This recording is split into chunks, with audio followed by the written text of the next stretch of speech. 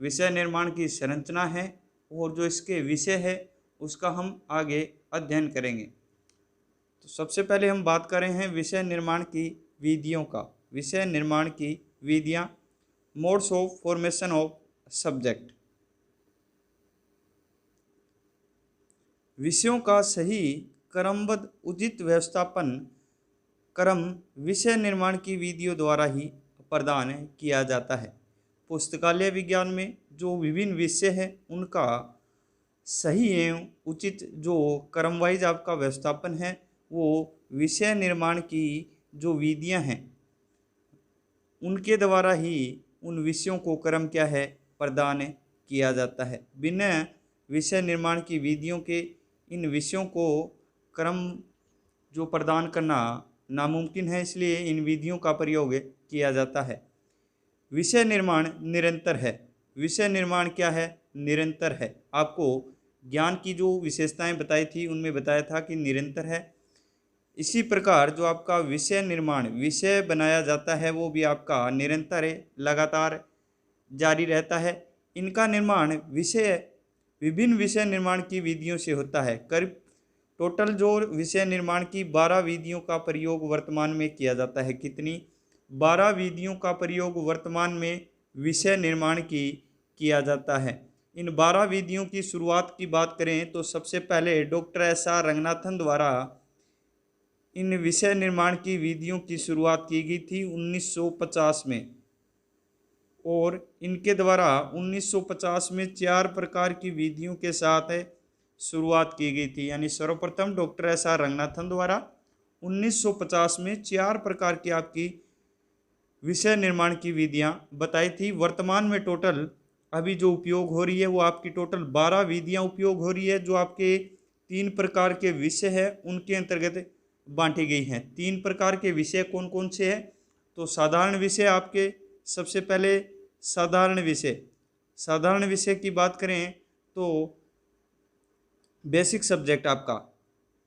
इसके अलावा जो मिश्रित विषय है कंपाउंड सब्जेक्ट, और जटिल विषय है कॉम्प्लेक्स सब्जेक्ट। ये 3 प्रकार के विषय है। इनमें ही जो ये विषय निर्माण की विधियां विभाजित की गई है इन विषयों के अनुसार। विषय जगत की संरचना को हम 3 भागों में बांटा जा सकता है। ये क्वेश्चन आपसे पूछा जा सकता है भाई विषय जगत की संरचना के कितने भाग है? तो आपका आंसर होगा भाई विषय जगत की संरचना के 3 भाग है। इस प्रकार के क्वेश्चन इस बार एग्जाम में आपके पूछे जा सकते हैं। विषय जगत की संरचना के टोटल 3 भाग है। कौन कौन सी आपके? द्विविभाजन है, 10 विभाजन है और आपका बहुविभाजन है। तो सबसे पहले हम बात करेंगे इसमें आपके द्विविभाजन की। द्विविभाजन में विषय जगत को 2 भागों में बांटा जाता है। नाम से ही पता चल रहा है अभी द्विविभाजन, यानी कि 2 भागों में विभाजन। 2 भागों में विभाजन, तो इसमें 2 भागों में विभाजन पुनः फिर 2 भागों में बांटा जाता है। इन 2 भागों को फिर से क्या है 2 भागों में बांटा जाएगा। इसी प्रकार निरंतर क्रम जारी रहता है। यानी कि सर्वप्रथम बात करें इसमें तो 2 भागों में बांटा जाएगा। इन 2 भागों को फिर से 2 भागों में, और इसी प्रकार जो इसका लगातार क्रम है इन भागों का वो लगातार 2-2 भागों में विषय निर्माण की इस द्विविभाजन में बांटा जाएगा। इसे ही द्विधारीय या बाइनरी क्लासिफिकेशन के नाम से जाना जाता है। ये क्वेश्चन इंपॉर्टेंट है भाई। द्विधारीय या बाइनरी क्लासिफिकेशन के नाम से किसे जाना जाता है? तो ये आपका क्या होगा? द्विविभाजन को। या फिर आ सकता है द्विविभाजन का अन्य दूसरा नाम क्या है? तो क्या होगा भाई? द्विधारीय, द्विआधारीय या बाइनरी क्लासिफिकेशन। ये आता है भी, इंग्लिश वाला शब्द आएगा उसमें बाइनरी आएगा आपका, बाइनरी क्लासिफिकेशन। ये तो बहुत कम देखने को मिलेगा आपको द्विधारीय। इसमें आपको बाइनरी क्लासिफिकेशन मिलेगा कि जो द्विविभाजन है वो दूसरे किस नाम से जाना जाता है। ऑप्शन में आपके बाइनरी क्लासिफिकेशन होगा, तो राइट आंसर भी आपका क्या होगा? Binary classification. आगे हम बात करें तो आगे आपका है 10 विभाजन। क्या है? आगे है आपका 10 विभाजन। 10 विभाजन में हम विषय जगत को 10 भागों में बांटते हैं। द्विविभाजन में 2 भागों में और 10 विभाजन में 10 भागों में बांटेंगे। पुनः फिर इसे 10 भागों में बांटा जाएगा, यानी इसी प्रकार ये लगातार 10-10 भागों में जो आपके क्रम है वो लगातार जारी रहेंगे। सबसे पहले 10 भागों में, उसके बाद फिर से 10 भागों में और फिर 10 भागों में। इस प्रकार इस 10 विभाजन में लगातार 10-10 भागों में आगे विभाजन होता रहेगा। इसी प्रकार यह क्रम लगातार क्या रहेगा, जारी। डीडीसी डेवी डेसिमल क्लासिफिकेशन और यूडीसी पत्ती में इस प्रकार के उदाहरण मिल सकते हैं। डीडीसी और यूडीसी पत्ती 10 विभाजन के उदाहरण है भाई। डीडीसी और यूडीसी, डीडीसी की बात करें तो मेलविल डेवी द्वारा 1876 में इस डीडीसी पत्ती का निर्माण किया था। किसके द्वारा, तो मेलविल डेवी द्वारा डीडीसी पत्ती का निर्माण 1876 में किया गया था। इसके अलावा यूडीसी पत्ती, यूडीसी की बात करें तो 1905 में इसका पहला संस्करण प्रकाशित किया गया था। विकास आ जाए यूडीसी का तो 1895 में यूडीसी पत्ती का विकास किया गया था। कब, 1800 विकास आ जाए तो क्या होगा भाई, 1895 में। 1895 में यूडीसी पत्ती यूनिवर्सल डेसिमल क्लासिफिकेशन पद्धति का विकास किया गया था, निर्माण किया गया था। जबकि इसका पहला संस्करण जो प्रकाशित हुआ था वो आपका 1905 में 2 व्यक्तियों द्वारा इस पद्धति का निर्माण है वो किया गया था, पॉल ओटलेट और हेनरी लो फोंटेन द्वारा। किसके द्वारा, 2 व्यक्ति थे। पहला व्यक्ति था आपका पॉल ओटलेट और हेनरी लो फोंटेन। दूसरा कौन था, दूसरा था आपका हेनरी लो फोंटेन। ये दोनों व्यक्ति थे जिनके द्वारा इस यूडीसी पत्ती का निर्माण है वो किया गया था 1895 में। पहला संस्करण 1905 में। आगे बात करते हैं हम तीसरा जो इसकी संरचना का भाग है। तीसरा है आपका बहुविभाजन। क्या है आपका, बहुविभाजन।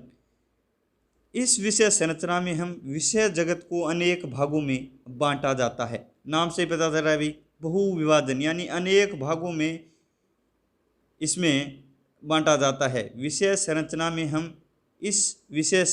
हम विषय जगत को अनेक भागों में बहुत सारे विभाजन इसके किए जाते हैं। कोलन क्लासिफिकेशन में इस प्रकार के उदाहरण देखने को मिलते हैं।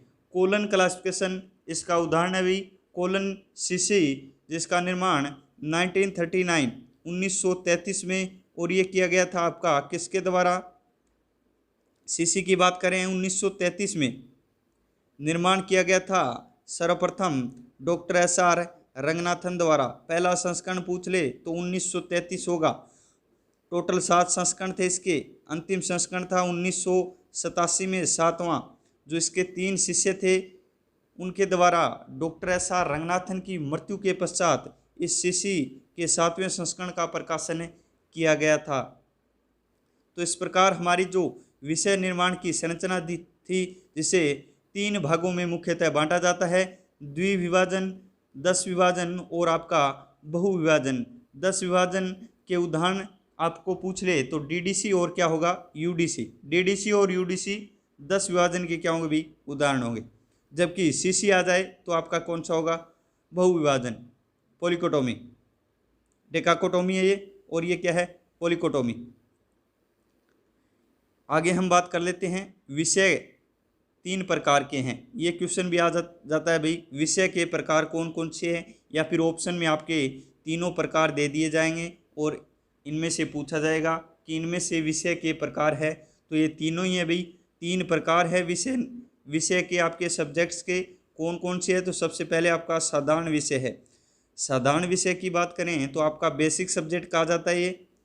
यौगिक विषय यानी कि कंपाउंड, और जटिल यानी कि कॉम्प्लेक्स विषय। तो 3 प्रकार के विषय है, इनकी हम विस्तार से अध्ययन करेंगे।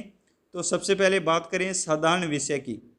जिन विषयों में केवल मूलभूत विषय ही हो, जिनमें केवल मूल विषय हो, जिनमें केवल और केवल क्या हो, मूल विषय हो या जो फिर मूल विषय से संबंधित हो, ऐसे आपके क्या कहलाएंगे, साधारण विषय कहलाएंगे। कौन से कहलाएंगे, साधारण विषय। उदाहरण के लिए मनोविज्ञान, मनोविज्ञान क्या है, मूलभूत विषय है, इसका ये क्या है, साधारण विषय आपका। तो उदाहरण में भी साथ में दिया गया है मनोविज्ञान। क्वेश्चन में उदाहरण भी दिए जाएंगे कि मनोविज्ञान किस विषय के अंतर्गत सम्मिलित है, तो मनोविज्ञान आपका साधारण विषय के अंतर्गत होगा।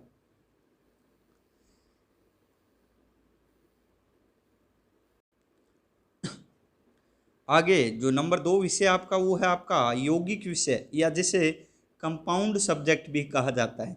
यौगिक नाम से ही पता चल रहा है भी एक विषय इसमें नहीं होगा। जिन विषयों में मूलभूत विषयों के साथ एक या एक से अधिक एकल विचार हो, यानी कि सबसे पहले क्या उसमें मूलभूत विषय हो, प्लस क्या हो, एक या एक से अधिक एकल विचार भी उसके साथ हो, एकल विचार हो साथ में, और साथ में क्या हो, मूलभूत विषय हो। ऐसे विषय आपके कंपाउंड सब्जेक्ट यानी कि यौगिक विषय कहलाते हैं। केवल मूलभूत विषय वाले आपके साधारण, और मूलभूत विषयों के साथ एक या एक से अधिक आपके एकल विचार हो तो वो आपके यौगिक विषय कहलाएंगे। यौगिक विषय की बात करें उदाहरण की, तो बाल मनोविज्ञान, बाल मनोविज्ञान, मनोविज्ञान और बाल दो शब्द दो से मिलकर बनाए भी है, एक मूलभूत विषय हो गया। इसमें मनोविज्ञान क्या है, मूलभूत विषय आपका, और बाल क्या हो गया, एक या एकल विचार हो गया ये। तो बाल मनोविज्ञान आपका यौगिक विषय का उदाहरण दिया गया है। एक तो इसमें क्या हो, मूलभूत विषय हो, साथ में क्या हो, एकल विचार, तो यह आपका यौगिक विषय होगा। अगला आपका तीसरा नंबर क्या है, तीसरा आपका है जटिल विषय, जिसे कॉम्प्लेक्स सब्जेक्ट कहा जाता है। कॉम्प्लेक्स, जिन विषयों का निर्माण दो या दो से अधिक विषयों से मिलकर हो अथवा उनके मध्य कोई संबंध हो, जटिल विषय कहलाते हैं। ऐसे विषय जिनका निर्माण दो या दो से अधिक विषयों से मिलकर हो और वो नए विषय का निर्माण करे तो वो आपका क्या कहलाएगा, जटिल विषय कहलाएगा। साधारण विषय में केवल क्या था, मूलभूत विषय था। यौगिक विषय में प्लस में क्या जोड़ दिया भाई, एकल जोड़ दिया, एकल विचार जोड़ दिया इसमें, तो वो आपका कौन सा हो गया, यौगिक विषय। जटिल विषय में आपके दो या दो से क्या है, अधिक विषय है जो निर्माण करेंगे तो वो आपके क्या कहलाएंगे, वो आपका जटिल विषय कहलाएगा, जो दो या दो से अधिक विषय मिलकर जिसका निर्माण करेंगे। जैसे शिक्षा और मनोविज्ञान में अंतर, शिक्षा और मनोविज्ञान में अंतर। तो इस प्रकार ये हमारे जो महत्वपूर्ण 3 विषय थे उनका हमने अध्ययन किया था। इससे पहले हमने जो विषय निर्माण की संरचना थी उनका अध्ययन किया था।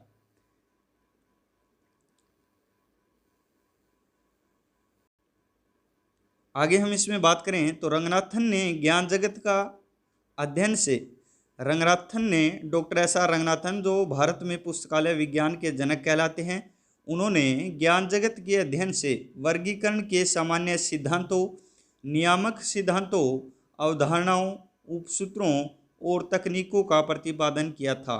इनमें से भी क्वेश्चन आ सकता है भी, सामान्य सिद्धांतों, नियामक सिद्धांतों, अवधारणाओं, उपसूत्रों, कैनन्स और तकनीकों का प्रतिपादन किसके द्वारा किया गया, तो ये आपके डॉक्टर एस.आर. रंगनाथन थे। इसके साथ ही इन्होंने यानी कि डॉक्टर एस.आर. रंगनाथन द्वारा ही 5 मूलभूत श्रेणियों का प्रतिपादन किया था। 5 मूलभूत श्रेणियां कौन कौन सी है भी आपकी, PMEST, इनका प्रतिपादन भी किसके द्वारा किया गया था, डॉक्टर एस.आर. रंगनाथन के द्वारा। P पर्सनैलिटी यानी कि व्यक्तित्व है, M आपका मैटर हो गया पदार्थ, E से आपकी एनर्जी यानी कि ऊर्जा, S से आपका स्पेस यानी कि स्थान, और T से आपका टाइम यानी कि समय। इन 5 मूलभूत श्रेणियों का प्रतिपादन भी किसके द्वारा किया गया, तो डॉक्टर एस.आर. रंगनाथन द्वारा किया गया था। ये 5 मूलभूत श्रेणियाँ भी आपकी, सबसे पहले व्यक्तित्व है पर्सनैलिटी, पदार्थ है आपका मैटर, ये P हो गया आपका, उसके बाद पदार्थ मैटर M, और एनर्जी ऊर्जा आपका E, स्थान यानी कि स्पेस S, और समय यानी कि टाइम T। पीएमएसटी हो गई। और इस पीएमएसटी का प्रतिपादन, इन 5 मूलभूत श्रेणियों का प्रतिपादन किसके द्वारा किया गया था? तो डॉक्टर एसआर रंगनाथन द्वारा ही किया गया था। उनके द्वारा ही सामान्य सिद्धांत वर्गीकरण के नियामक सिद्धांत, अवधारणाएं, उपसूत्र यानी कि कैनन्स और तकनीकों का प्रतिपादन किया गया था। तो इस प्रकार हमारे जो कि आपके विषय है, तो 3 प्रकार के विषयों का अध्ययन हमने उसमें किया था। सामान्य विषय था एक तो आपका, दूसरा था आपका सामान्य असाधारण, दूसरा था आपका मिश्रित विषय जिसे कंपाउंड सब्जेक्ट भी कहा जाता है, और तीसरा कॉम्प्लेक्स। तो इन विषयों का हमने जो पूरा अध्ययन कर लिया था, और उसके साथ साथ हमने जो विषय निर्माण की विधियां हैं उसका जो सामान्य अध्ययन था वो भी हमने लगभग कर लिया था। इसके अलावा रंगनाथन के द्वारा जो 5 मूलभूत श्रेणियां पीएमएसटी का जो प्रतिपादन किया गया है, इन पीएमएसटी का भी हमने अध्ययन किया था कि कौन कौन सी जो आपकी मूलभूत श्रेणियां हैं जिनका प्रतिपादन डॉक्टर एसआर रंगनाथन के द्वारा किया गया था। तो आगे हम जो आपके महत्वपूर्ण है, मोस्ट इम्पोर्टेंट है भाई ये आपके लिए, कृपया ध्यान से इसे पढ़े भाई, वेरी वेरी इम्पोर्टेंट है आपके लिए आगे जो हम अध्ययन करें हैं। और ये है आपके विषय निर्माण की विधियां, कौन कौन सी विधियां हैं, किस प्रकार से इन विधियों का जो निर्माण है वो किया गया है, किसके द्वारा इनका निर्माण एवं किस वर्ष किया गया है। तो इससे आपके एक क्वेश्चन तो जरूर ही आएगा भाई, आ सकते हैं 3-4 क्वेश्चन भी आपके विषय निर्माण की विधियों से संबंधित। सबसे पहले बात करें तो डॉक्टर एसआर रंगनाथन ने 1950 में अपने एक लेख में 4 प्रकार की विषय निर्माण की विधियों का प्रतिपादन किया था। तो सबसे पहले तो क्वेश्चन यही बन गया कि विषय निर्माण की विधियों का प्रतिपादन सर्वप्रथम किसके द्वारा किया गया? तो आपका आंसर क्या होगा भी? डॉक्टर एसआर रंगनाथन के द्वारा सर्वप्रथम किया गया था। उसके बाद आएगा किस वर्ष किया गया? तो सबसे पहले 1950 में किया गया था। उसके बाद अगला जो क्वेश्चन बनेगा आपका, कितने प्रकार की विधियों का निर्माण किया था? तो 4 प्रकार की विधियों का निर्माण, आगे नाम भी बताए जाएंगे इनके, 4 प्रकार की विधियों का। और किस लेख में, यानी कि कौन सी पुस्तक में इन्हें 4 प्रकार की विषय निर्माण की विधियों का प्रतिपादन किस पुस्तक में किया गया था, उस पुस्तक का नाम भी आपको पूछा जाएगा। तो ये आपकी जो पुस्तक है उसकी भी बात करेंगे। इन विधियों का उल्लेख रंगनाथन की पुस्तक प्रोलेगोमिना टू लाइब्रेरी क्लासिफिकेशन, ये बहुत बार पढ़ा होगा भी आपने, पिछले आपका जो सिलेबस था उसमें भी थी ये। प्रोलेगोमिना टू लाइब्रेरी क्लासिफिकेशन किसकी पुस्तक है? तो डॉक्टर एसआर रंगनाथन की 1937 में इसका प्रकाशन किया गया था। प्रोलेगोमिना टू लाइब्रेरी क्लासिफिकेशन में 1937 में इसका जो पहला संस्करण है वो प्रकाशित किया गया था। टोटल इसके 3 संस्करण अब तक प्रकाशित हो चुके हैं आपके प्रोलेगोमिना टू लाइब्रेरी क्लासिफिकेशन के, डॉक्टर एसआर रंगनाथन द्वारा प्रतिपादित है। सर्वप्रथम आपको बताया है कि जो सबसे पहला जो आपका 1937 में, उसके बाद प्लस इसमें आप 20 वर्ष कर लेना भाई, 1937 और 20 वर्ष 1957 में इसका क्या है? दूसरा संस्करण। इसके बाद इससे आधे यानी प्लस 10 वर्ष कर लेना, तो 1967, 1937, 57 और 67, इन तीनों वर्ष, पहला संस्करण 1937, दूसरा 1957 और तीसरा 1967 में इस प्रोलेगोमिना टू लाइब्रेरी क्लासिफिकेशन जो पुस्तक है रंगनाथन की, उसका प्रकाशन किया गया था। तो महत्वपूर्ण क्वेश्चन बन रहे हैं भी यहाँ पर। इसके बाद जो विधियाँ थी, कौन कौन सी विधियाँ जिनका प्रतिपादन डॉक्टर एसआर रंगनाथन ने 1950 में सर्वप्रथम किया था? 4 प्रकार की आपको बता दिया गया है नाम। सबसे पहले है स्थिल संग्रहण। क्या है सबसे पहले? स्थिल संग्रहण। ये विधियां भी आपको याद रखनी है भी, सबसे पहले जिन विधियों का प्रतिपादन किया गया था। दूसरी आपकी स्थिल संग्रहण या लूज असेंबलेज, दूसरी आपकी पटलीकरण यानी कि लेमिनेशन, तीसरी आपकी विच्छेदन डिसेशन और अनाच्छादन डेनुएशन। तो ये 4 प्रकार की विधियों का प्रतिपादन डॉक्टर एसआर रंगनाथन ने सर्वप्रथम 1950 में प्रोलेगोमिना टू लाइब्रेरी क्लासिफिकेशन नामक पुस्तक में किया था। इनके नाम क्यों याद रखना है भी? क्योंकि क्वेश्चन में दे दे कि सबसे पहले 1950 में प्रतिपादित विषय निर्माण की विधियां कौन कौन सी है, तो इन 4 विधियों में से 3 के नाम आपको मिलेंगे और एक का नहीं मिलेगा। यदि आपको पूछा जाए नहीं किया था तो वही विधि होगी, और किया था तो ये विधियों के नाम याद रखना भी इन चारों के, स्थिल संग्रहण, पटलीकरण, विच्छेदन और अनाच्छादन। इसके बाद रंगनाथन ने 1960 में, डॉक्टर एस.आर. रंगनाथन ने 1960 में 2 अन्य विधियां आसवन एवं विलेन फ्यूजन का प्रतिपादन किया था। यानी कि सबसे पहले 4 विधियों का प्रतिपादन डॉक्टर एस.आर. रंगनाथन द्वारा किया गया था, सर्वप्रथम 4, और उसके बाद 1960 में 2 अन्य विधियों का। तो 1960 तक विधियां पूछ ले तो 6 विधियां थी भाई।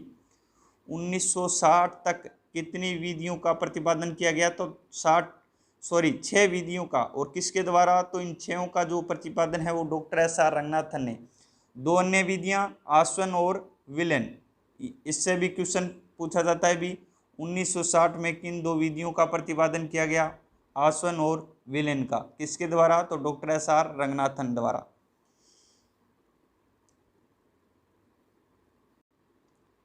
इसके बाद भी अन्य जो विधियां हैं उनका भी प्रतिपादन किया था, उसके बारे में हम बात करेंगे। तो 1973 में DRTC यानी कि documentation research and training centre, DRTC जो बेंगलोर में स्थित है, उसमें कार्यरत ए नील मेघनन ने इन विधियों को वैज्ञानिक आधार प्रदान कर इनका पुनर्गठन किया था। इन विधियों का पुनर्गठन किसके द्वारा किया गया, सबसे पहला क्वेश्चन आपका बन रहा है अभी, विषय निर्माण की विधियों का पुनर्गठन किसके द्वारा किया गया, तो नील मेघनन द्वारा। कहाँ पर कार्यरत थे ये, तो DRTC में documentation research and training centre में। किस वर्ष किया गया, तो 1973 में किया गया था। वर्तमान में विषय निर्माण की 12 प्रकार की विधियां हैं। कितने प्रकार की विधियां हैं वर्तमान में, पूछ ले क्वेश्चन ये आएगा कि वर्तमान में विषय निर्माण की कितनी विधियां हैं, तो टोटल 12 विधियां हैं। और ये जो आपकी 12 विधियां हैं, जो सबसे पहले आपको 3 प्रकार के जो विषय बताए थे आपको, उनके अंतर्गत विभाजित की गई है। तो ये भी आ सकता है कि कौन सी विधि किस विषय के अंतर्गत है सम्मिलित की जाती है। यानी कि 3 आपके जो विषय थे, साधारण विषय, मिश्रित और जटिल विषय, इन तीनों के अंतर्गत इन 12 विधियों का जो विभाजन है वो किया गया है।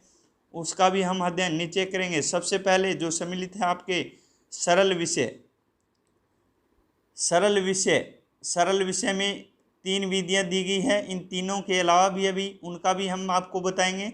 सरल विषय यानी कि आपका कौन सा हो गया, सबसे पहले बेसिक सब्जेक्ट की बात कर रहे हैं। इन बेसिक सब्जेक्ट में जो विधियां सम्मिलित है, सबसे पहले आपका है विखंडन, विच्छेदन और अनाच्छादन। ये तीनों विधियां आपकी बेसिक विषय सरल विषय के अंतर्गत सम्मिलित की गई है। यौगिक विषय में आपकी जो पटलीकरण थी, पटलीकरण विधि 1 और 2, ये दोनों यौगिक विषय में है।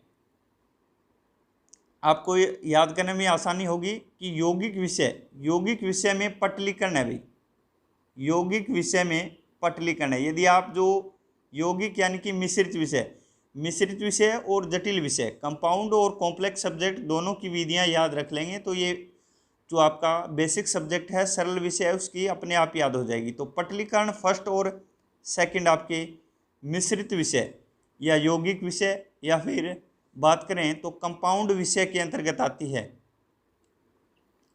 इसके अलावा जटिल विषय की बात करते हैं। जटिल विषय की बात करें तो जटिल विषय के अंतर्गत आपको ये तीनों विधियां देखने को मिलेगी। जटिल विषय यानी कि जो कॉम्प्लेक्स सब्जेक्ट है आपका, जो आपका कॉम्प्लेक्स सब्जेक्ट है, उसके अंतर्गत स्थिल संग्रहण 1, स्थिल संग्रहण 2 और स्थिल संग्रहण 3, ये तीनों जो विधियां आपकी जटिल विषय है या फिर आपका कॉम्प्लेक्स जो सब्जेक्ट है उसके अंतर्गत सम्मिलित की जाती है। तो मिश्रित विषय में आपकी आ गई पटलीकरण, और जटिल विषय में स्थिल संग्रहण। पटलीकरण के 2 हैं, 1 और 2, जबकि स्थिल संग्रहण 1, 2 और 3। जो आपकी शेष रह गई विधि वो आपकी किसके अंतर्गत आएगी, तो ये आपकी बेसिक सब्जेक्ट यानी कि सरल विषय के अंतर्गत। कौन कौन सी बची आपकी, एक तो होगी आपकी विलयन, आसवन, संचयन, संचयन है भी, और ये समूहन। विलयन, आसवन, संचयन और समूहन। इसके अलावा 3 आपकी ऊपर थी, विखंडन, विच्छेदन और अनाच्छादन। ये जो आपकी विधियां हैं ये किसके अंतर्गत है, ये आपकी है 4 ये होगी और 3 वो, 7 जो विधियां हैं वो आपकी बेसिक सब्जेक्ट के अंतर्गत सम्मिलित हैं। तो इस प्रकार ये जो हमारी विषय निर्माण की जो 12 विधियां थी, कौन से विषय के अंतर्गत इन विषयों को इन विधियों को शामिल किया गया है वो भी दिया गया है। तो ये आप याद रख सकते हैं। सबसे आसानी यही होगी, यौगिक विषय, पटलीकरण और जटिल विषय स्थिल संग्रहण। स्थिल संग्रहण 3 है और पटलीकरण आपके 2 दिए गए हैं। अब ये जो आपकी 12 विधियां हैं, इन 12 विधियों का अध्ययन हम विस्तार से करेंगे। सबसे पहले हम बात करेंगे विखंडन, फिजन की। सबसे पहले है विखंडन। तो एक बार आप शेयर कर दें भाई। नमस्कार सभी को, सभी एक बार शेयर कर दें। विखंडन यानी कि फिजन की बात कर रहे हैं। विखंडन से सामान्य तात्पर्य खंडों में विभाजन से, नाम से ही पता चल रहा है विखंडन यानी कि खंडों में विभाजन।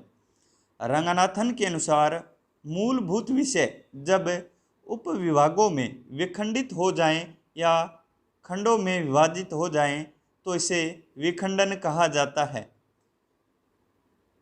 परिभाषा किसके अनुसार दी गई है भी, रंगनाथन के अनुसार।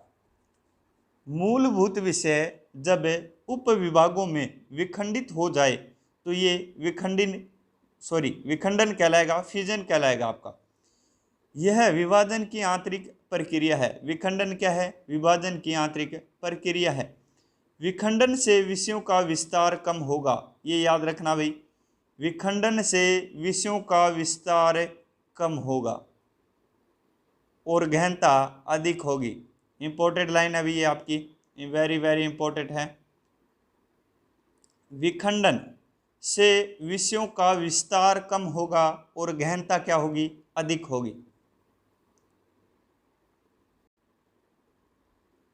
विखंडन जो प्रक्रिया है आपकी वो 3 प्रकार की है। विखंडन प्रक्रिया फिजन आपकी कितने प्रकार की है, 3 प्रकार की है।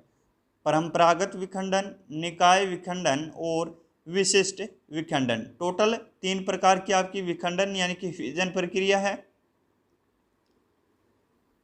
विखंडन प्रक्रिया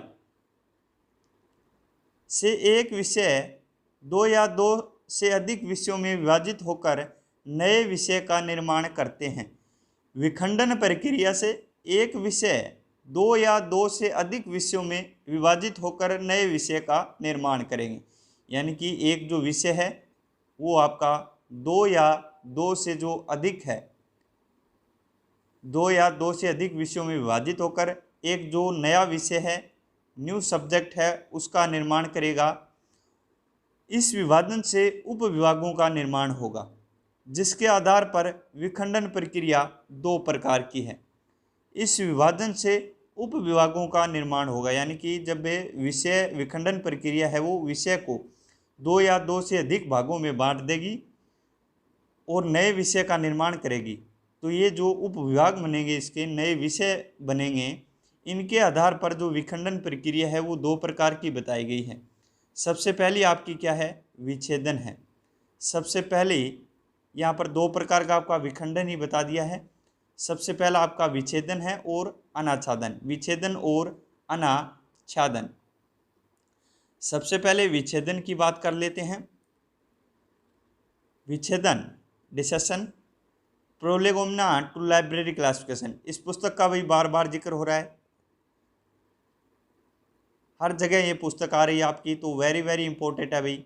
आपको बताया इस पुस्तक के बारे में, डॉक्टर एस.आर. रंगनाथन द्वारा इसका प्रतिपादन किया गया 1937 में प्रथम संस्करण, दूसरा 1957 और तीसरा 1967। तो ये याद रखना भाई।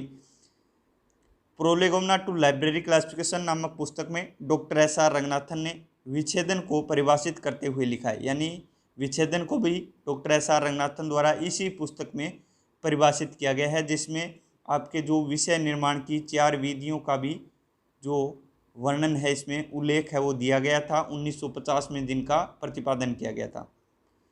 रंगनाथन ने विच्छेदन को परिभाषित करते हुए लिखा है कि जब किसी मूलभूत या एकल विषय के विखंडन से उसी विषय का पंक्तिगत भाग प्राप्त हो तो उसे विच्छेदन कहते हैं। पंक्तिगत भाग यदि उस विखंडन से प्राप्त होगा तो वो आपका क्या कहलाएगा? विच्छेदन कहलाएगा, पंक्तिगत, क्रमागत। अगला आपका है अनाच्छादन, डेनुएशन।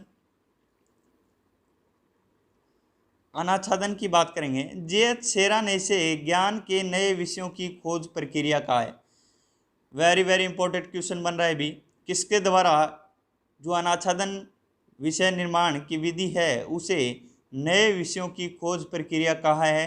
तो जे.एच. सेरा के द्वारा कहा गया है।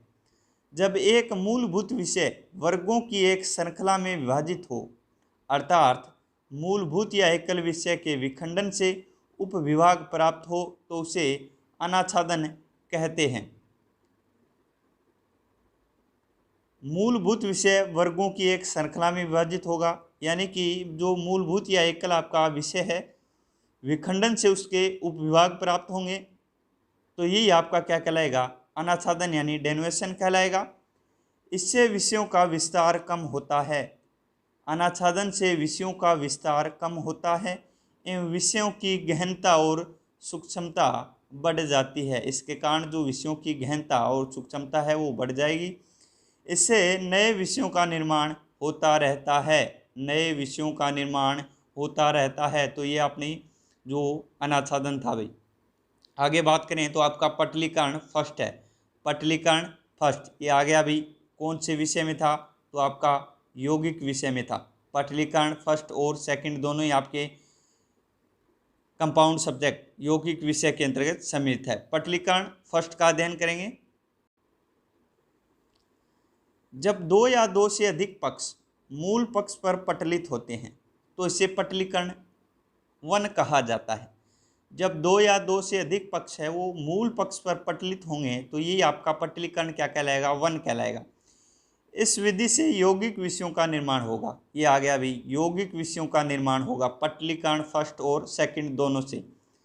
द्विबिंदु वर्गीकरण पद्धति यानी कि कोलन क्लासिफिकेशन में पक्ष विश्लेषण तथा आवर्तन और स्तर के द्वारा इस विधि से निर्मित विषयों को दर्शाया जाता है। क्वेश्चन बन सकता है भी आपका सीसी में पक्ष विश्लेषण तथा आवर्तन और स्तर के द्वारा कौन सी विधि से निर्मित विषयों को दर्शाया जाता है? तो ये आपका पटलीकरण फर्स्ट हो गया। यूडीसी सार्वभौमिक वर्गीकरण पद्धति, यूडीसी में कोलन का प्रयोग किया जाता है। पटलीकरण फर्स्ट के लिए क्या किया जाएगा? सार्वभौम पद्धति यूडीसी। यूडीसी का विकास किस वर्ष किया गया था? बात कर लेते हैं हम साथ साथ में। तो यूडीसी का जो विकास है वो आपका 1895 में, विकास पूछ ले तो 1895 में। किसके द्वारा? 2 वैज्ञानिक थे भी, पॉल ओटलेट और हेनरी लो फोंटेन। पॉल ओटलेट और हेनरी लो फोंटेन के द्वारा विकास 1895 में। पहला संस्करण 1905 में। यहाँ पर कन्फ्यूजन होते हो भी, पहला संस्करण 1905, विकास आपका 1895। कौन सी पत्ती है? यूडीसी। सीसी पत्ती दी गई थी, तो सीसी को सभी को पता है 1933 में। किसके द्वारा? Doctor S R. रंगनाथन द्वारा। 7 संस्करण और अंतिम 1987 1987 में अंतिम संस्करण डॉक्टर एस.आर. रंगनाथन की मृत्यु के पश्चात प्रकाशित किया गया था। इनके 3 शिष्य थे, उनके द्वारा ये जो 7वां संस्करण है सीसी का वो प्रकाशित किया गया था। दशमलव वर्गीकरण पद्धति, डीडीसी में इसका कोई प्रावधान नहीं है। यूडीसी में कोलन का प्रयोग और डीडीसी में इसका कोई प्रावधान नहीं है। डीडीसी की बात कर लेते हैं तो 1876 में इस पद्धति का प्रतिपादन किया गया था। किसके द्वारा? तो मेलविल डेवी द्वारा। मेलविल डेवी द्वारा इस पद्धति का क्या है? प्रतिपादन किया गया था 1876 में। प्रथम जो इसका संस्करण था उसमें 42 प्रश्न थे आपके। और पहले संस्करण में मेलविल डेवी का नाम नहीं था, दूसरे संस्करण से मेलविल डेवी का नाम का प्रयोग हुआ। आगे जो आपका है पटलीकरण सेकंड है, ये भी आपका क्या है, यौगिक विषय के अंतर्गत आता है। पटलीकरण सेकंड, जब किसी एक पक्ष के दो या दो से अधिक एकल एक दूसरे पर पटलित रहते हैं तो ये विधि आपकी पटलीकरण 2 या फिर क्लब पटलीकरण, दूसरा नाम आ गया अभी इसका क्लब पटलीकरण कौन कहलाएगा। तो पटलीकरण वहाँ पर ऑप्शन में फर्स्ट भी होगा आपका और पटलीकरण सेकंड भी होगा, तो पटलीकरण सेकंड आपका राइट आंसर होगा। पटलीकरण जो सेकंड है वो आपका क्लब पटलीकरण भी कहा जाता है। पटलीकरण फर्स्ट में एक पक्ष पर दूसरा पक्ष पटलित रहता है, ये पटलित अभी पटलित रहता है।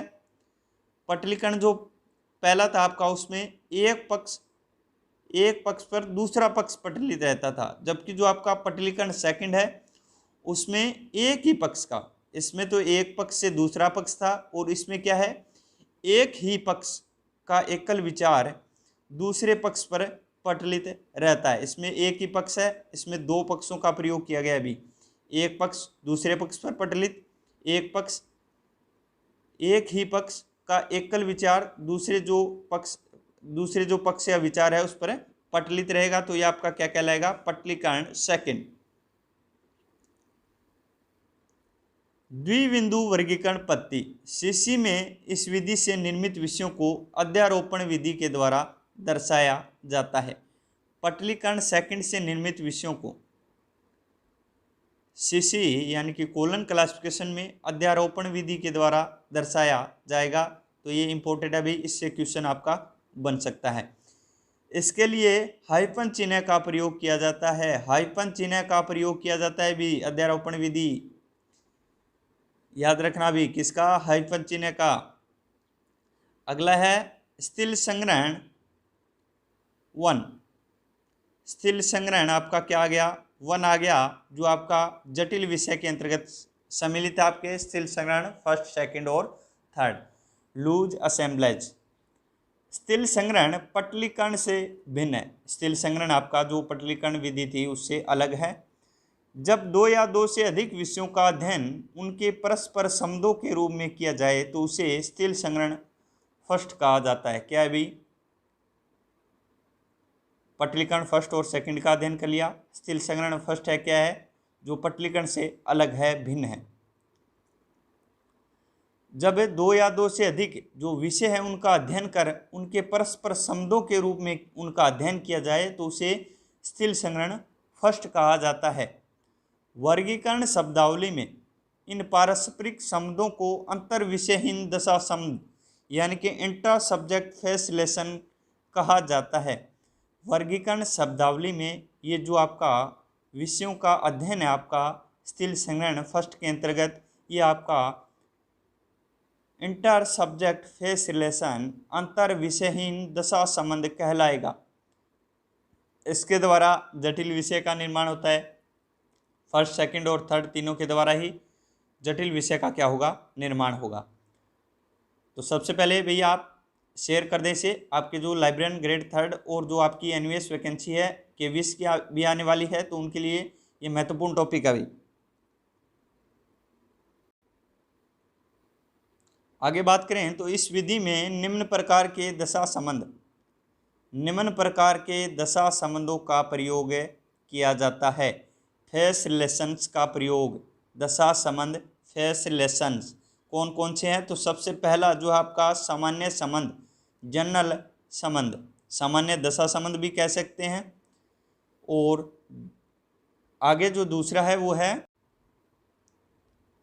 उन्मुखी संबंध, बेज रिलेशन, उन्मुखी संबंध।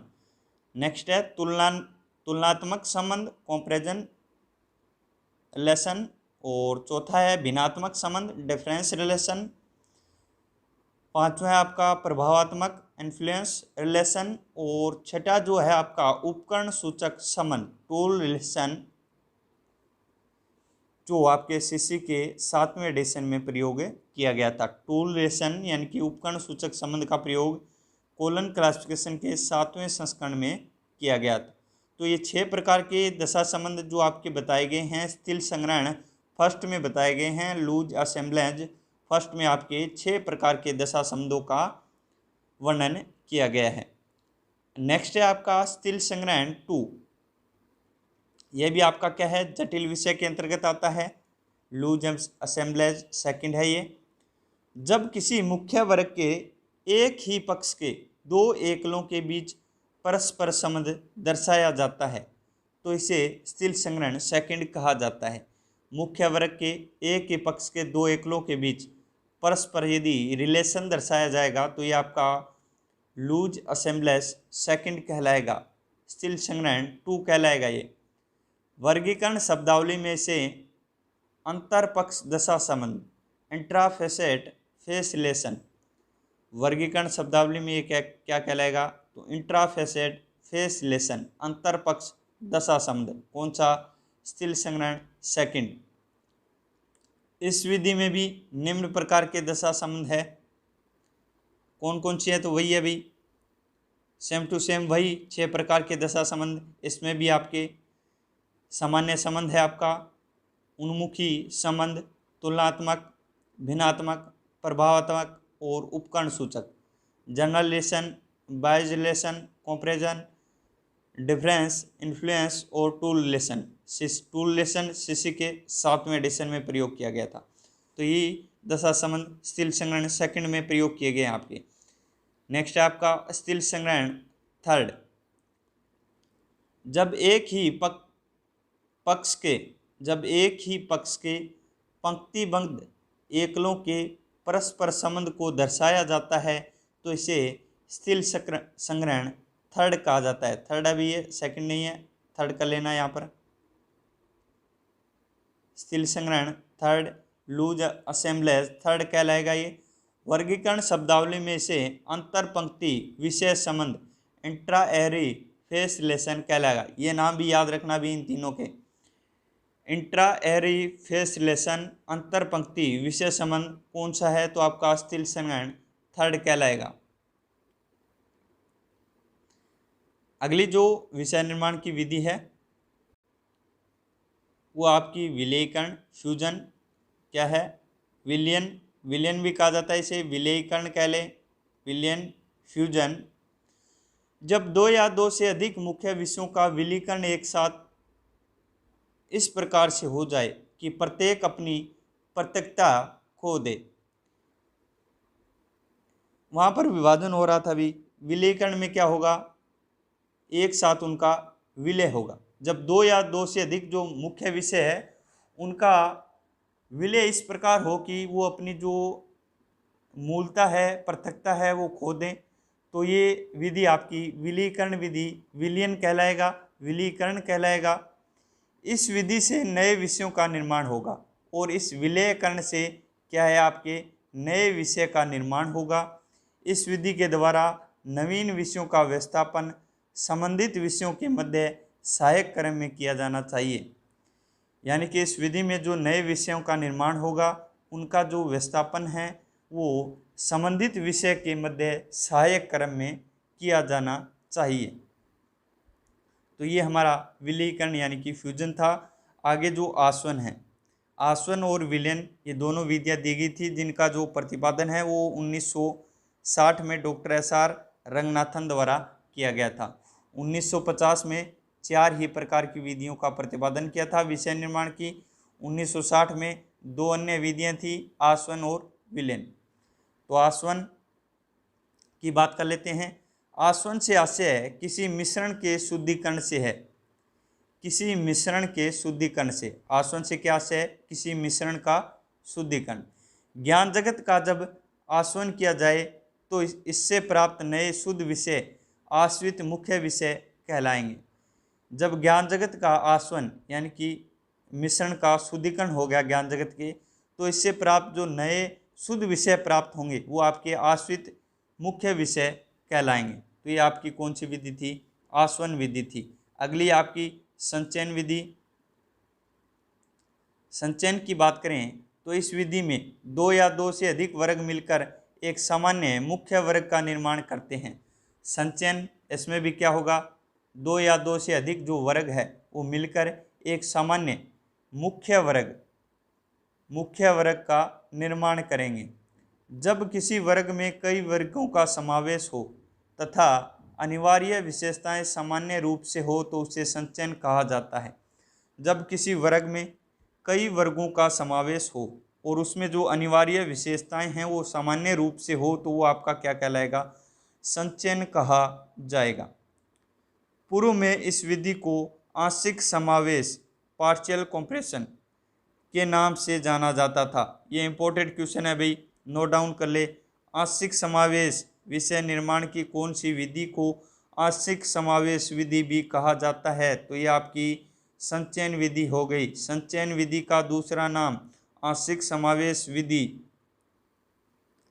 नेक्स्ट और जो आपकी अंतिम विधि है 12वीं, वो है क्लस्टर समूहन विधि। कौन सी है?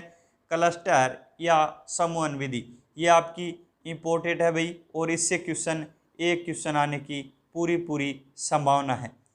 समूहन की बात करें, जब किसी एक तत्व या प्रक्रिया के अध्ययन विभिन्न विषयों के विद्वान विशेषज्ञ एक साथ मिलकर कार्य करते हैं तो इस विधि को समूहन कहा जाता है।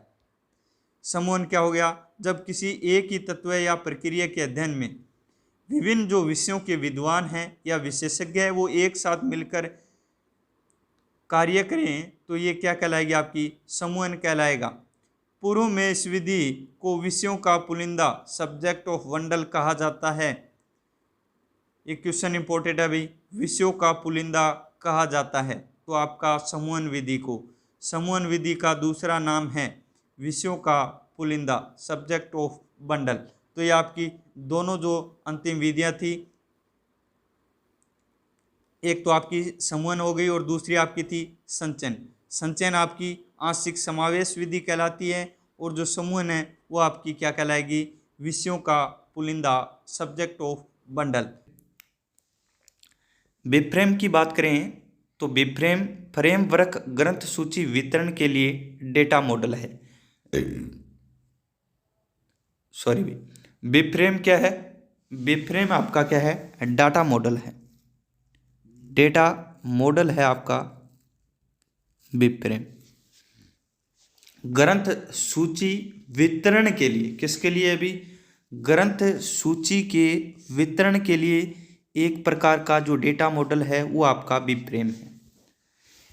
वे मानक जो हमने मारक के मानक पढ़े थे, वे मानक जिन्हें बिफ्रेम ने प्रतिस्थापित किया है, यानी वे मारक के जो मानक जिनके स्थान पर जो क्या है बिफ्रेम है वो प्रयोग किया जाने लगा है। 1960 के दशक में हेनरिट अवराम ने विकसित किए हैं। इंपॉर्टेंट क्वेश्चन आपका यहाँ से बन रहा है भी, मारक का जो संबंधित व्यक्ति आ सकता है कौन है? तो आपके मारक से जो संबंधित आपके व्यक्ति है MARC मशीन रीडेबल कैटलॉग की बात करें हम तो उनसे संबंधित जो व्यक्ति है वो हेनरिट अवराम है। ये क्वेश्चन आपका कई बार बन चुका है।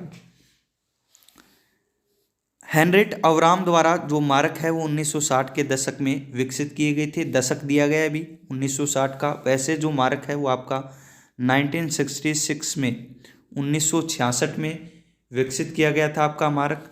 इसके अलावा जो मारक 21 आता है आपका, मारक 21 आता है वो आपका 1999 में 1999 में विकसित किया गया था। तो ये मारक से संबंधित दो जो क्वेश्चन है वो भी आपसे पूछे जा सकते हैं।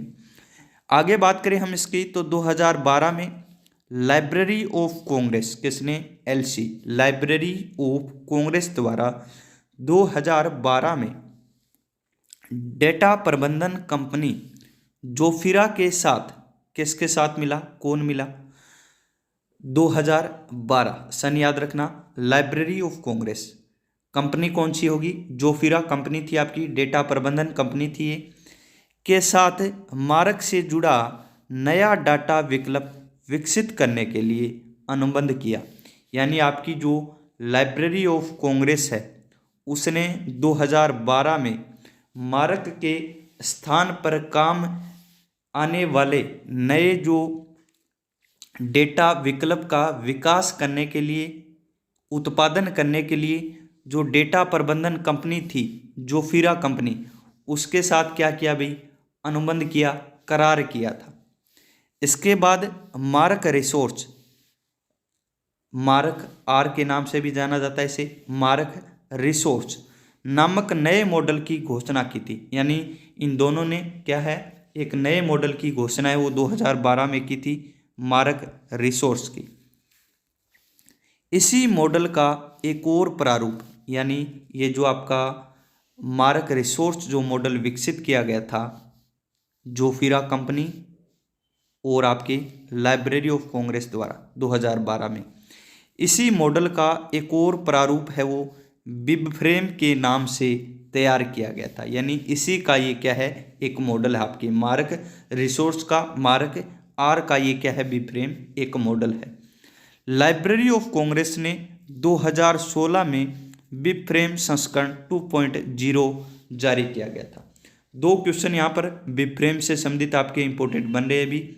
किसके द्वारा इसे बनाया गया, तो लाइब्रेरी ऑफ कांग्रेस।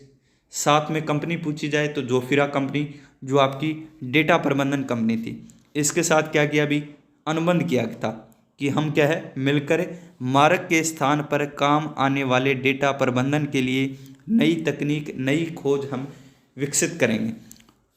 तो इसी कारण 2012 में ये आपका मार्क रिसोर्स या फिर बिबफ्रेम है वो विकसित किया गया था। इसी का ये मॉडल है अभी बिबफ्रेम। इसी कारण यदि बिबफ्रेम का फर्स्ट संस्करण आ जाए तो 2012 होगा। 2012 में आपका बिबफ्रेम विकसित किया गया, या फिर मार्क रिसोर्स आ जाए तो भी आपका क्या होगा अभी, 2012 में होगा। सेकंड एडिशन बिबफ्रेम का 2.0 जो आपका 2016 में आया। कब आया अभी, 2000। स्पाइसेस ऑफ लाइब्रेरी क्लासिफिकेशन, पुस्तकालय वर्गीकरण की विभिन्न प्रजातियाँ। Doctor S R. रंगनाथन की पुस्तक प्रोलेगोमिना टू लाइब्रेरी क्लासिफिकेशन।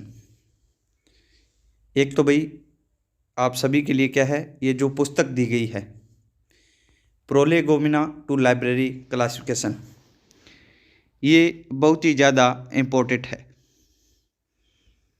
इससे संबंधित आपके प्रत्येक एग्जाम में आपको क्वेश्चन देखने को मिलेगा, क्योंकि बहुत सारे जो सिद्धांत है, उपसूत्र है,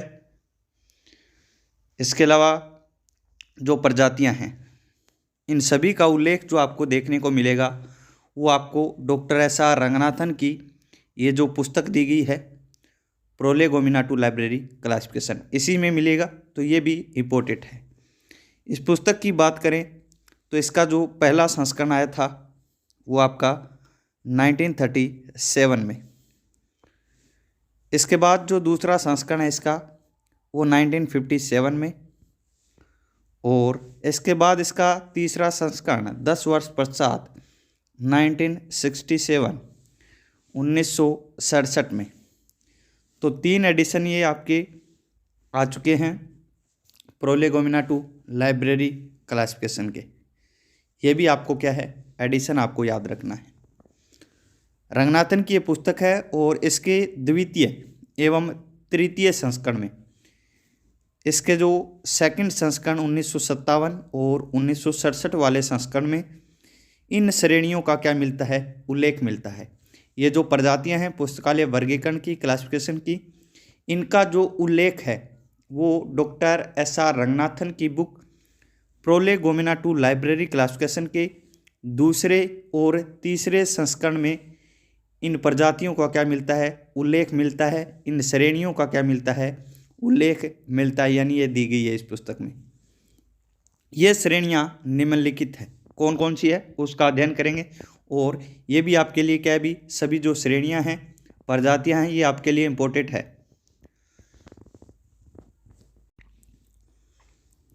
सबसे पहले बात करते हैं तो सबसे पहले जो प्रजाति है, श्रेणी है, वो आती है शुद्ध परिगणनात्मक पद्धति, प्योर एन्यूमरेटिव स्कीम। ऐसी पद्धति जिसमें विशिष्ट विषयों के बने बनाए वर्गांक एवं अंकन मिलते हैं। वो आपकी कौन सी होगी भी? शुद्ध परिगणनात्मक पद्धति। प्योर एन्यूमरेटिव स्कीम ऐसी स्कीम है जिसमें जो नोटेशन है, वर्गांक है आपके, वो आपके क्या है? विशिष्ट विषयों के बने बनाए यहाँ पर उपलब्ध रहते हैं। ऐसी पद्धति आपकी क्या कहलाएगी? शुद्ध परिगणनात्मक पद्धति या प्योर एन्यूमरेटिव स्कीम। जैसे उदाहरण दिए गए हैं और इन उदाहरणों से संबंधित यानी कौन सी पद्धति से संबंधित है वो आपकी क्वेश्चन में आ सकती है। Library of Congress classification LCC प्रतिपादन किया गया था 1904 में, LCC का, लाइब्रेरी ऑफ कांग्रेस क्लासिफिकेशन का। दूसरी है Riders international classification. International classification भी कहा जाता है इसे, राइडर्स द्वारा प्रतिपादित है। 1961 में इस पद्धति का क्या किया गया था? निर्माण किया गया था। आपकी जो LCC और जो RIC राइडर्स इंटरनेशनल क्लासिफिकेशन है, इन दोनों पद्धति जो आपकी वो आपकी किसके अंतर्गत आती है? राइडर्स, और दूसरी कौन सी है? LCC। ये दोनों ही आपकी प्योर एन्यूमरेटिव स्कीम्स के अंतर्गत आती है। तो ये क्वेश्चन भी बन सकता है अभी आपका। अगली जो श्रेणी है वो है लगभग परिगणनात्मक पद्धति, ऑलमोस्ट एन्यूमरेटिव स्कीम। इस पद्धति में सटीक क्रमांक बनाने के लिए विषय की प्रकृति को ध्यान में रखते हुए संख्याओं को जोड़ा या घटाया जाता है।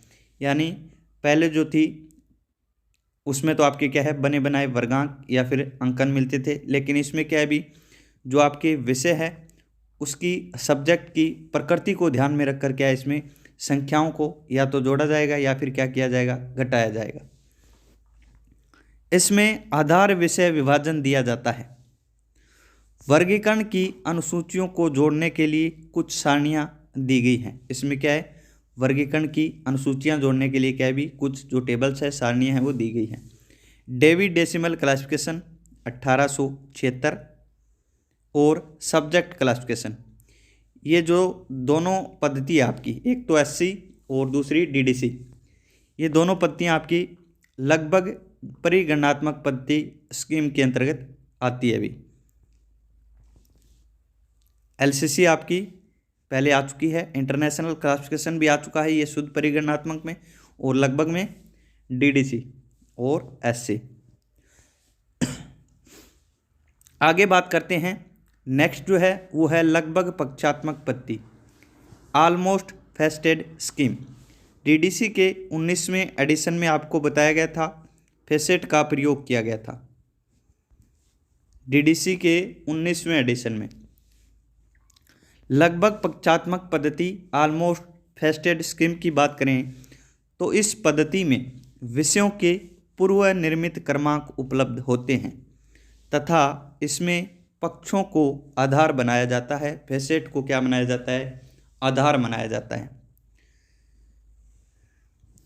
एक तो इसमें क्या है? विषयों के पूर्व निर्मित क्रमांक उपलब्ध होते हैं। इसके अलावा इसमें जो फेसेट है उनको क्या बनाया जाता है? आधार बनाया जाता है।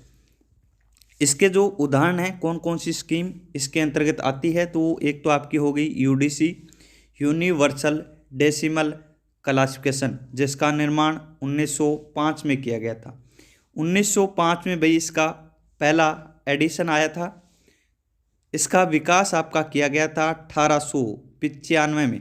UDC का पॉल ओटलेट और हेनरी लो फोंटेन जो दो व्यक्ति थे, उनके द्वारा इस UDC यूनिवर्सल डेसिमल क्लासिफिकेशन पद्धति का विकास किया गया था 1895 में।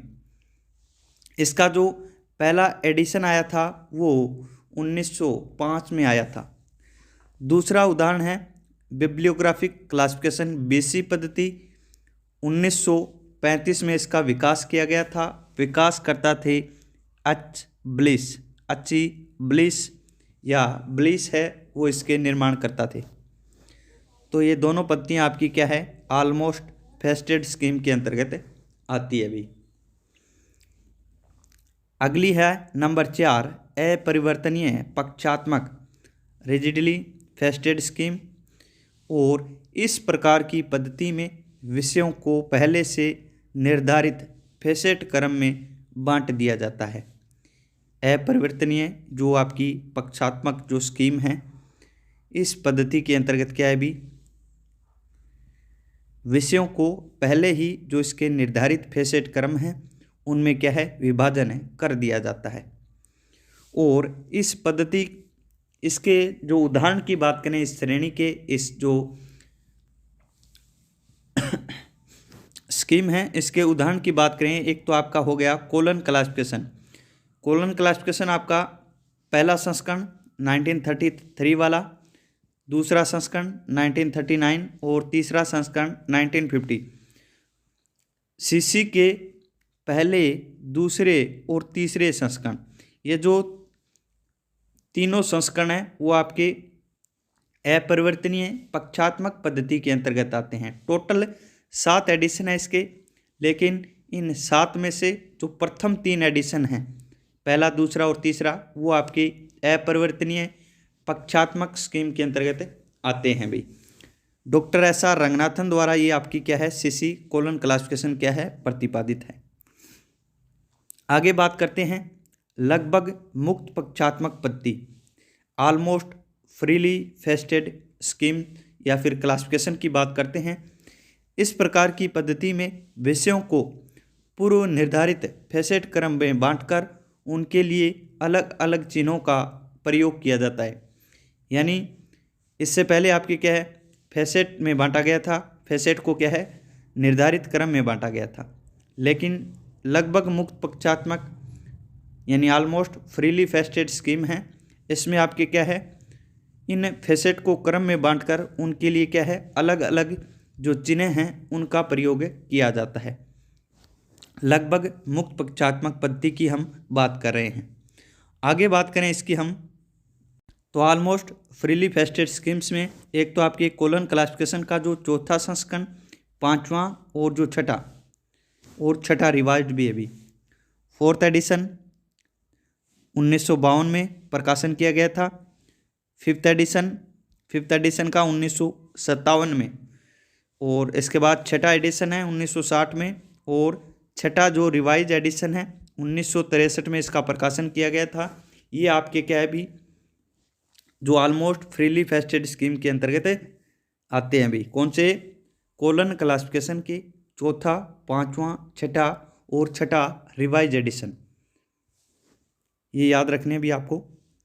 आगे हम बात करें सॉरी, आगे जो है वो है आपका पूर्णतः मुक्त पक्षात्मक पद्धति, फुली फ्रीली फेस्टेड स्कीम।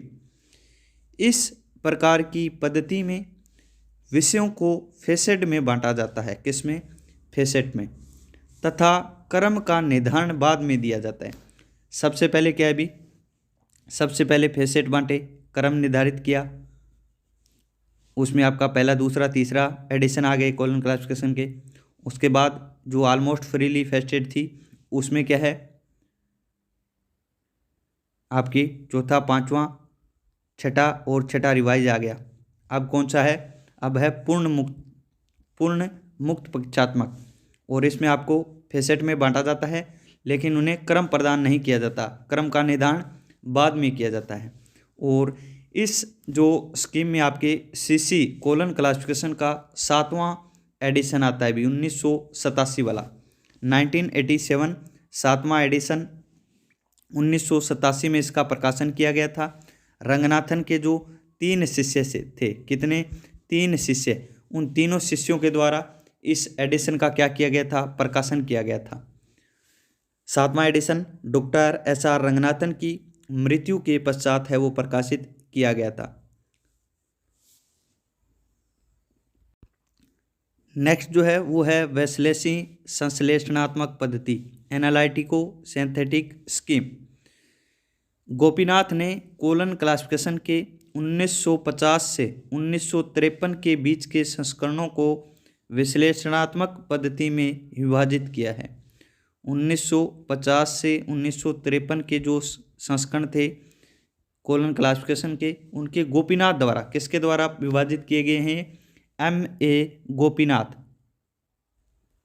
ये डॉक्टर एस.आर. रंगनाथन के शिष्य थे, और इनके द्वारा ही क्या है 1950 से 1953 के बीच जो भी संस्करण थे आपके कोलन क्लासिफिकेशन के, उनको वेस्लेसी संश्लेषणात्मक पद्धति एनालिटिको सिंथेटिक स्कीम में क्या है विभाजित किया गया है। पद्धति ये किसकी थी? Doctor S R. रंगनाथन की। लेकिन जो स्कीम में विभाजन किया गया है वो आपके M.A. गोपीनाथ द्वारा किया गया है। 3 शिष्यों की बात कर रहे थे तो उनमें एक आपके गोपीनाथ थे, दूसरे सीतारमन, एक तो आपके कौन थे भाई? गोपीनाथ, दूसरे सीतारमन, तीसरे आपके थे नील मेघनन। ये तीनों शिष्य थे जिन्होंने शिष्य का क्या है 7वां संस्करण 1987 में क्या है प्रकाशित किया था। तो ये भी आपको क्या है याद रखने हैं। तो ये हमारा आज का जो छोटा सा टॉपिक था, और टॉपिक कौन सा था? पुस्तकालय वर्गीकरण की विभिन्न प्रजातियाँ। इनकी हम बात करें तो इनमें विशेष प्रकार से जो क्वेश्चन पूछे जाते हैं उनकी हम बात कर लेते हैं। एक तो आपकी जो ये स्कीम्स दी गई है, ये आपके रंगनाथन की जो बुक है प्रोलेगोमेना टू लाइब्रेरी क्लासिफिकेशन, इसके दूसरे और तीसरे संस्करण में दी गई है। विशेष प्रकार से जो क्वेश्चन बन रहा है आपका, पहला क्वेश्चन तो यही बनेगा भी कि डॉक्टर एस.आर. रंगनाथन की प्रोलेगोमेना टू लाइब्रेरी क्लासिफिकेशन के किस एडिशन में ये जो आपकी स्पाइसीज हैं, पुस्तकालय वर्गीकरण की प्रजातियां हैं, इन प्रजातियों का वर्णन किया गया है। तो आपके एक तो 1957 और एक 1967, ये जो 2 संस्करण थे प्रोलेगोमेना टू लाइब्रेरी क्लासिफिकेशन का, दूसरा और तीसरा, इसमें इनका वर्णन किया गया था। इसके अलावा ये जो प्रजातियां दी गई आपको, जैसे सबसे पहले शुद्ध परिगणात्मक पद्धति है, तो इसमें कौन कौन सी आती है आपकी? एक तो एलसीसी, दूसरी राइडर्स, ये आ सकती है आपकी जो कि शुद्ध परिगणात्मक पद्धति के अंतर्गत स्कीम आती है। इनमें से आपको एक देखने को मिलेगी ऑप्शन में और 3 अन्य। तो आपका आंसर क्या होगा अभी? एलसीसी या फिर राइडर्स इंटरनेशनल क्लासिफिकेशन।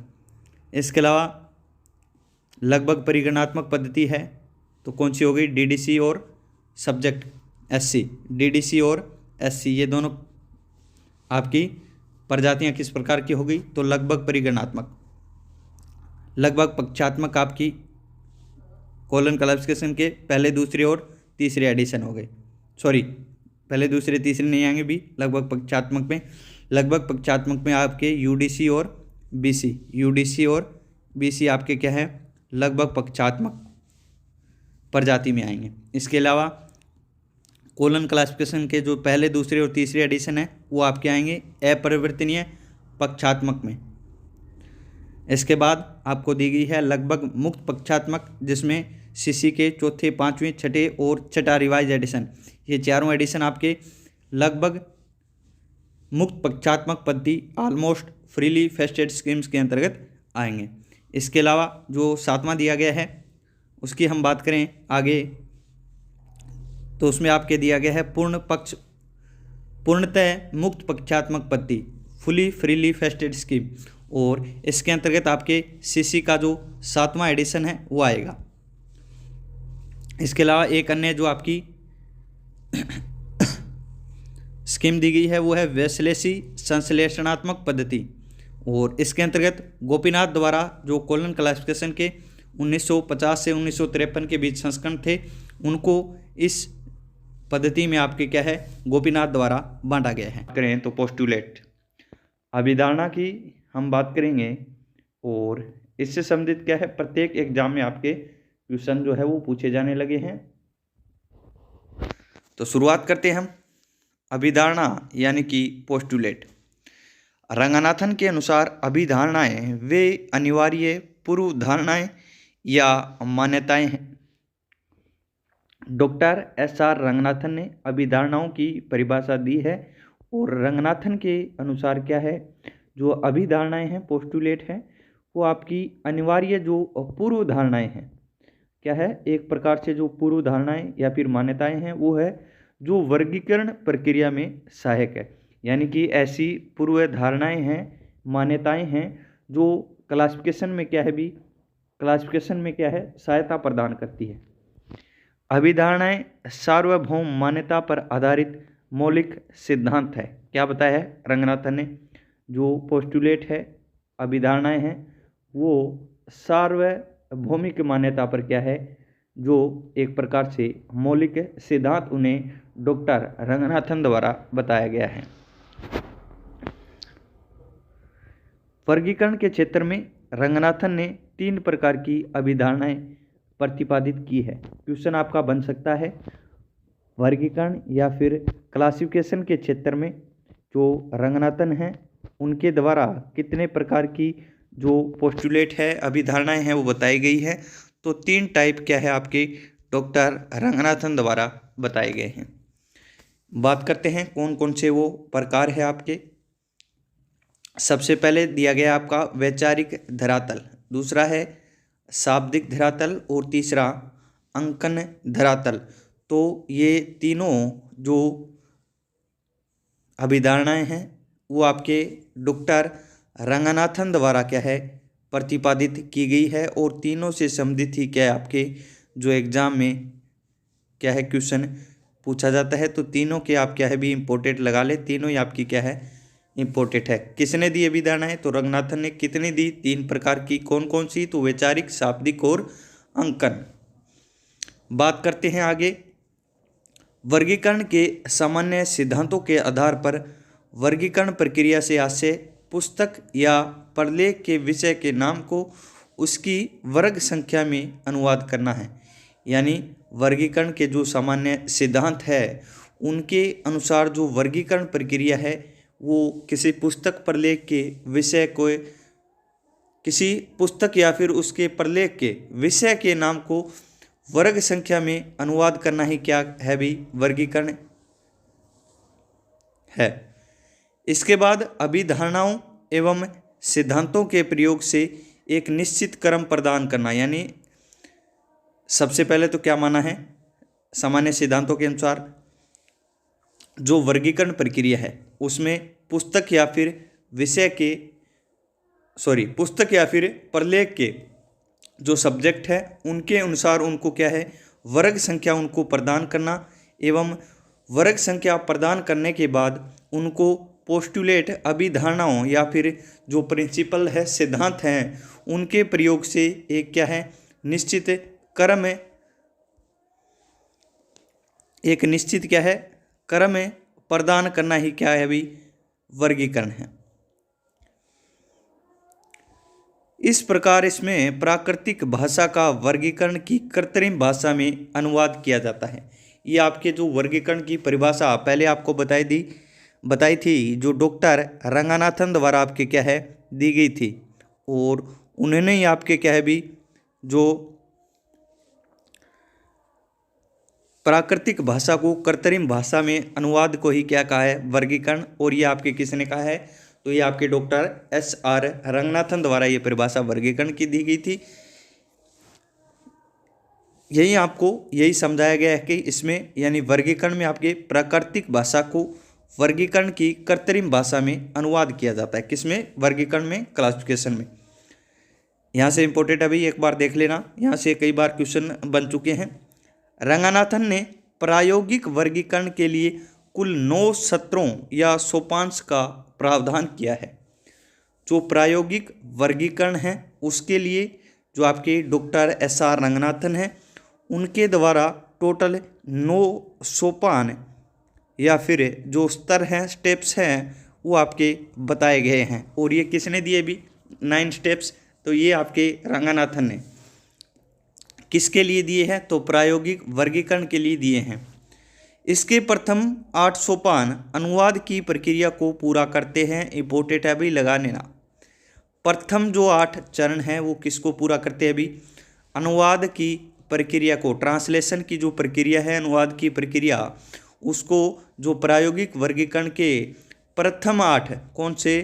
प्रथम 8 पहले जो 8 सोपान हैं, स्तर हैं, वो अनुवाद की प्रक्रिया को पूरा करेंगे तथा 9वां सोपान यानी जो 9वां सोपान है, स्तर है, वो परिणाम का सत्यापन करेगा। क्या करेगा अभी?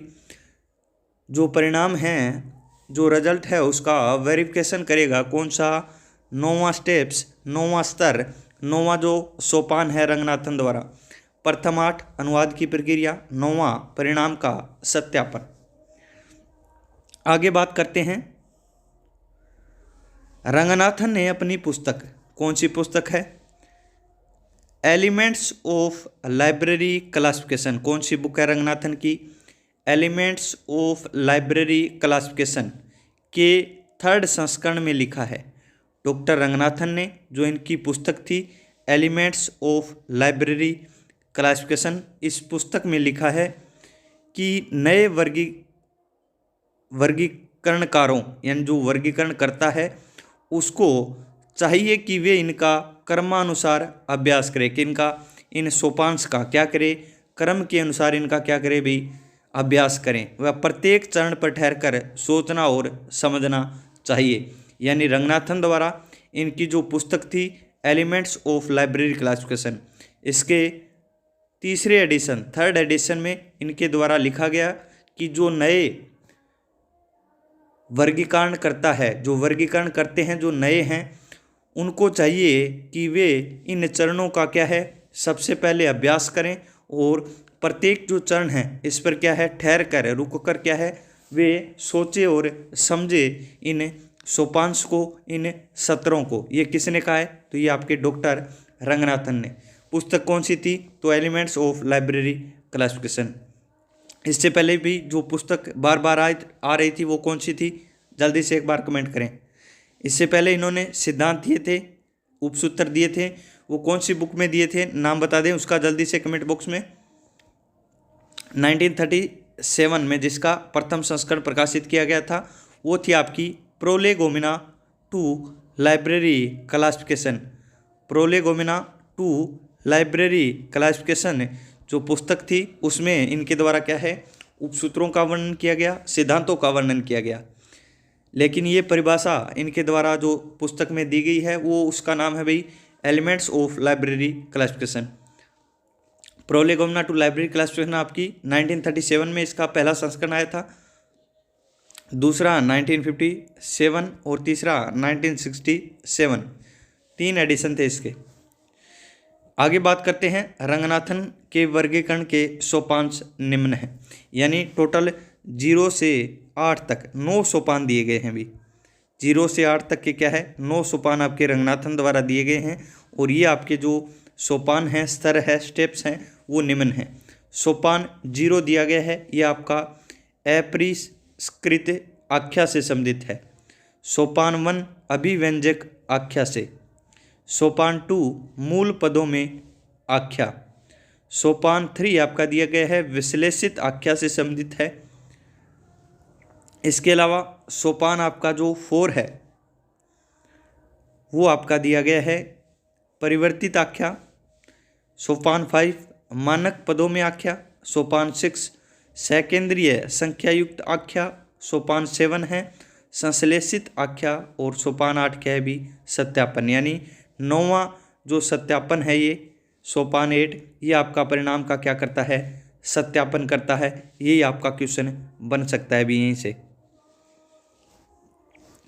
आगे बात करते हैं, इन सोपानों में, यानी ये जो 9 सोपान दिए गए हैं, 9 स्टेप्स दिए गए हैं रंगनाथन ने, इन स्टेप्स में 0 से 4 के, कौन से, 0 से 4 के जो सोपांश है वो आपके किस में आते हैं भी, वैचारिक धरातल में।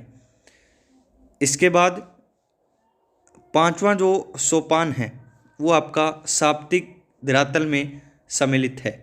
6ठा एवं 7वां जो सोपान है वो अंकन धरातल से, यानी 3 प्रकार के जो आपको पोस्टुलेट्स बताई थी, अभिधारणाएं बताई थी, वैचारिक, शाब्दिक और अंकन। तो इनमें जो सोपान दिए गए हैं आपके 0 से 4 के, तो वैचारिक में सम्मिलित है आपके।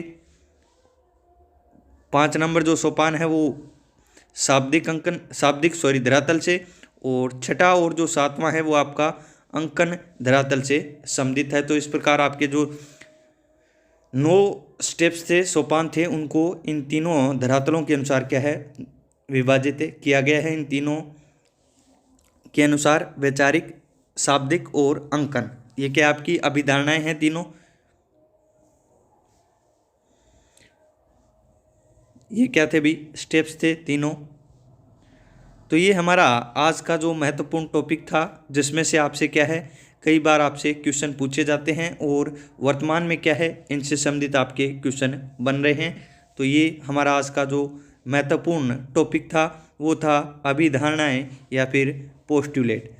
अभिधारणाएं रंगनाथन द्वारा दी गई। वर्गीकरण के क्षेत्र में रंगनाथन ने कितनी, 3 अभिधारणाएं दी।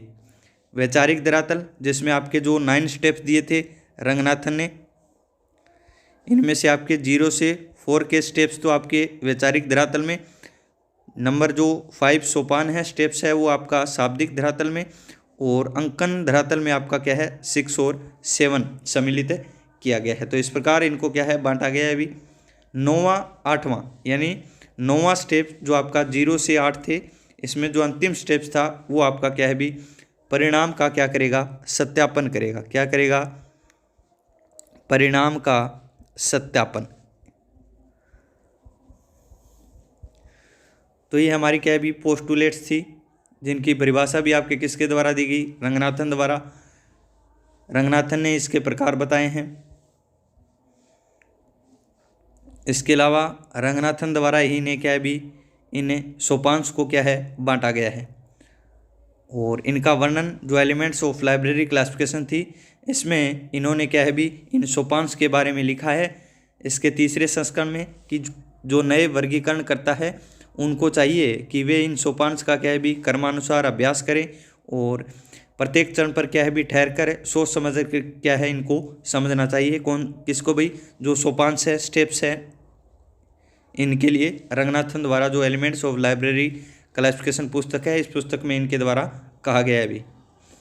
टोटल 9 स्तर है, 0 से 8 के आपके अनुवाद की प्रक्रिया को पूरा करेंगे। 9वां सोपान दिया गया है, वो आपका परिणाम का क्या करेगा, सत्यापन करेगा, वेरिफिकेशन करेगा भी। 9 सोपानों को इस प्रकार से इन्होंने बांटा है भी, स्क्रीनशॉट ले ले। पहला दिया गया है, दूसरा, तीसरा, चौथा, 5वां, 6वां, 7वां, 8वां और 9वां। 0 से 8 दिए गए हैं, इसलिए जो अंतिम 9वां सोपान है वो 8 नंबर हो गया अभी। तो धन्यवाद। आज की हमारी महत्वपूर्ण पुस्तकालय विज्ञान की क्लास थी, जो आपके आने वाले एग्ज़ाम KVS लाइब्रेरियन और इसके अलावा जो भी आपका राजस्थान का 2nd ग्रेड, 3rd ग्रेड में भी है ये अभिधारणाएं, आपके संस्कृत शिक्षा विभाग के 3rd ग्रेड में भी है, इसके अलावा बिहार में भी है अभी। इसके अलावा जो आपकी MPPSC की अभी वैकेंसी आई है कॉलेज लाइब्रेरियन की, उसमें भी है। इसके अलावा बिहार लाइब्रेरियन और एक और रह गया आपका DSSB। तो इन सभी जो लाइब्रेरी साइंस की जितनी भी वैकेंसीज है, इन सभी के लिए क्या है, ये आज का जो टॉपिक था वो महत्वपूर्ण है अभी, तो ध्यान से देखें। धन्यवाद आप सभी का। एक बार इस वीडियो को आप क्या है, ज़्यादा से ज़्यादा शेयर ज़रूर कर दें, और अभी तक आपने यदि हमारे YouTube चैनल को सब्सक्राइब नहीं किया है तो एक बार सब्सक्राइब ज़रूर कर लें। धन्यवाद।